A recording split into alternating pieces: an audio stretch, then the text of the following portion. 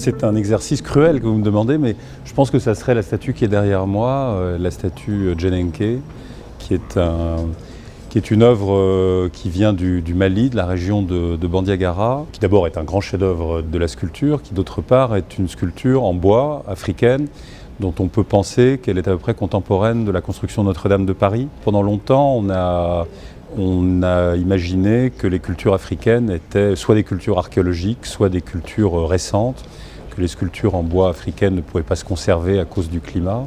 Et cette sculpture est la preuve que l'Afrique participe à la construction culturelle de l'humanité depuis toujours et au plus haut niveau.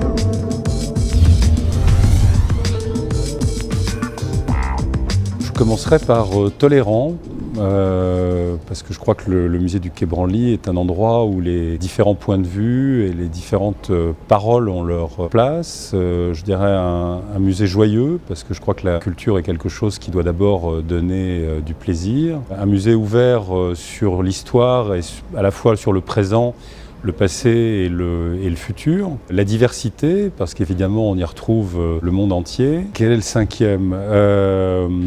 Bienveillant.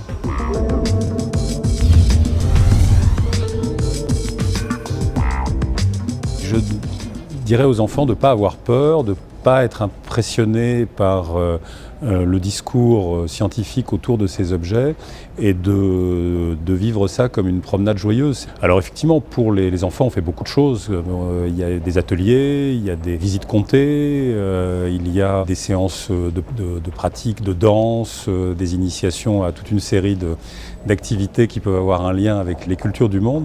Mais je crois qu'il ne faut pas prendre les musées trop au sérieux et qu'il faut s'y sentir bien.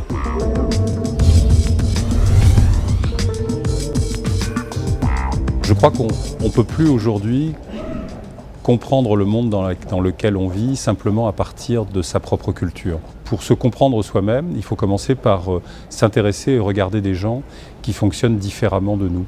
Et donc je crois que ce musée est un outil pour vivre son temps et pour comprendre le monde dans lequel on est immergé. Alors ensuite, si on est parent, je trouve que c'est une manière extraordinaire d'ouvrir les yeux aux enfants, de leur montrer le côté positif de la diversité et à quel point c'est intéressant de se plonger dans ce qui n'est pas soi-même.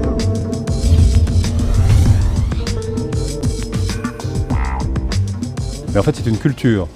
C'est le nom d'une ville, en fait, d'un petit village, Chupicuaro, qui a donné son nom à une culture mexicaine qui s'est épanouie entre à peu près 300 avant Jésus-Christ et 400-500 après Jésus-Christ, et qui a surtout donné lieu à des productions céramiques importantes et prestigieuses. Et la première pièce qu'on a achetée, c'est une terre cuite de cette culture de Chupicuaro, qui est un personnage féminin, et dont on a décidé de faire notre emblème.